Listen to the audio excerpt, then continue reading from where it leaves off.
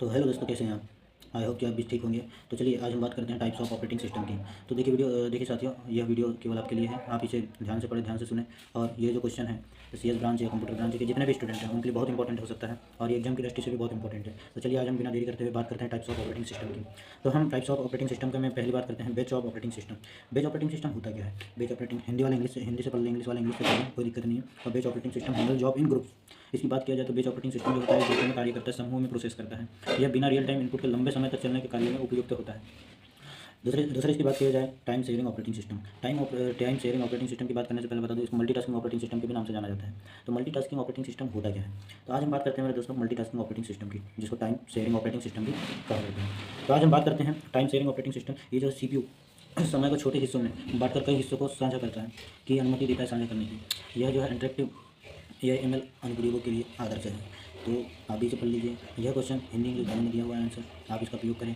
तो जिस प्रकार बात किया जा रहा है टाइम शेयरिंग ऑपरेटिंग सिस्टम की, तो टाइम ऑपरेटिंग सिस्टम होता क्या है? और time sharing operating system allow us multiple task so share the CPU को शेयर करता है, ये अनुमति देता है किस प्रकार से बात करके हिस्सों में किस प्रकार से काम करना है, क्या करना है। तो चलिए दोस्तों आगे बढ़ते हैं हम तीसरे ऑपरेटिंग सिस्टम के बारे में। तीसरा ऑपरेटिंग सिस्टम होता है रियल टाइम ऑपरेटिंग सिस्टम।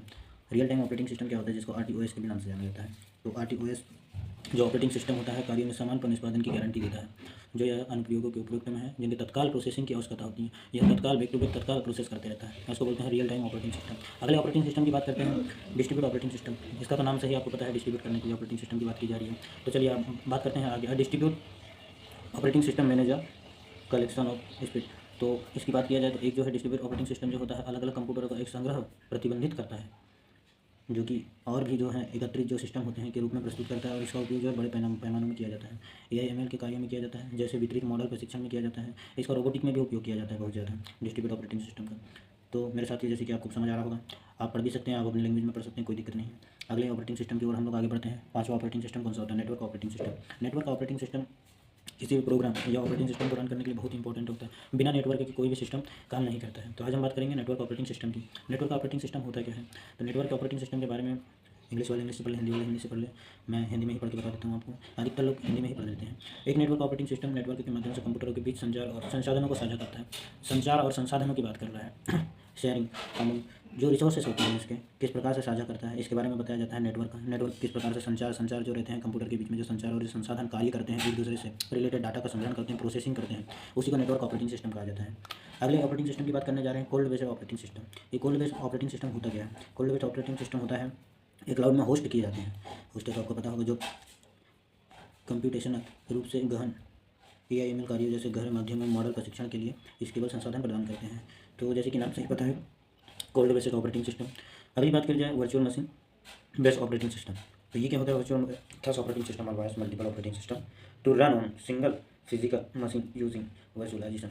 तो हम इसकी बात करते हैं, ये ऑपरेटिंग सिस्टम जो होता है एक भौतिक मशीन पर कई ऑपरेटिंग सिस्टम चलने की अनुमति देता है, जिसका उपयोग पृथक रूप से वातावरण के लिए किया जाता है। इसी को ही virtual machine based operating system के नाम से जाना जाता है। तो ये हमारा 7वें नंबर का ऑपरेटिंग सिस्टम था। हम आगे बात करते हैं 8वें नंबर का ऑपरेटिंग सिस्टम की। 8वें नंबर का ऑपरेटिंग सिस्टम है हमारा कंसोलिडेटेड ऑपरेटिंग सिस्टम। इसको जैसे कि आपको पता होगा, कंटेनरीकृत ऑपरेटिंग सिस्टम एप्लीकेशनों में पृथक वातावरण में चलने वाले ऑपरेटिंग सिस्टम को वर्चुअल करते हैं। इन्हें AIML मॉडल के पोर्टेबल और स्केलेबल तरीकों के तैनात करने के लिए व्यापक रूप से प्रयोग किया जाता है। जैसे कि आपको पता होगा, इसका जो है व्यापक रूप से प्रयोग किया जाता है, और यह एक बहुत इंपॉर्टेंट होता है कंप्यूटर ऑपरेटिंग सिस्टम। कंट्रोलाइजेशन ऑपरेटिंग सिस्टम की बात करते हैं हम। तो 9वें ऑपरेटिंग सिस्टम पे की ओर चलते हैं। एम्बेडेड ऑपरेटिंग सिस्टम नाम से ही प्रदर्शित है एम्बेडेड ऑपरेटिंग सिस्टम का। आपने सुना भी होगा ऑपरेटिंग सिस्टम में, आपने इससे पहले कहीं पढ़ा होगा। तो एम्बेडेड ऑपरेटिंग सिस्टम जो है क्या होते हैं? जो ऑपरेटिंग सिस्टम होता है बहुत ही हल्का होता है, और जो है विशिष्ट हार्डवेयर के लिए डिज़ाइन किए जाते हैं।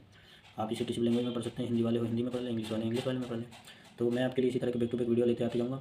आप इन्हें अपने दोस्त भाई जो भी इस ब्रांचेस के हैं, AIML के हैं या CS ब्रांच के हैं जिसमें ऑपरेटिंग सिस्टम है, आप उन्हें फॉलो करें, शेयर करें, और अधिक से अधिक वीडियो को लाइक एंड सब्सक्राइब करें, ताकि मैं आपके लिए इसी तरह का PPT तैयार करते हुए आपके लिए बैक टू बैक वीडियो लाते रहूँ और आपको भी इससे हेल्पफुल मिले। तो हम लास्ट की बात करते हैं कंक्लूजन की। कंक्लूजन क्या निकलता है इसका? कंक्लूजन की बात की तो types of operating system choose of AIML task and your applications. तो हम इसी बात करते हैं AIML कार्यों के लिए जो आप ऑपरेटिंग सिस्टम चुनते हैं वह आपके अनुप्रयोगों की आवश्यकताओं पर निर्भर करता है। बड़े पैमाने पर डाटा प्रोसेसिंग के लिए डिस्ट्रीब्यूट और क्लाउड बेस्ड सिस्टम अक्सर सबसे अच्छे होते हैं, जबकि रियल टाइम और एम्बेड सिस्टम एक जो है AI और जो है IoT अनुप्रयोग के लिए आवश्यक है। IoT के नाम तो आपने भी जाना होगा। एम्बेडेड जो उपकरण जो होते हैं, एम्बेडेड ऑपरेटिंग सिस्टम, इसमें भी IoT का उपकरणों का जैसे कंप्यूटिंग की जाती है। तो चलिए मेरे दोस्तों, आज की क्लास को हम यहीं पर विराम देते हैं और आगे की ओर बढ़ते हैं। मैं आपके लिए अगली नेक्स्ट क्लास में और भी एक वीडियो लेकर के आऊँगा इसी से रिलेटेड। बैक टू बैक मैं आपके सिलेबस के अकॉर्डिंग वीडियो और पीपीटी तैयार करने का काम कर रहा हूँ। तो आप लाइक एंड सब्सक्राइब का जिम्मा लीजिए और मैं आपके पढ़ाई का जिम्मा लेके चलता हूँ। तो ठीक है, आप भी जैसे पढ़े अच्छे से पढ़ें और एग्ज़ाम में हेल्पफुल हो आपके लिए। तो थैंक यू सो मच।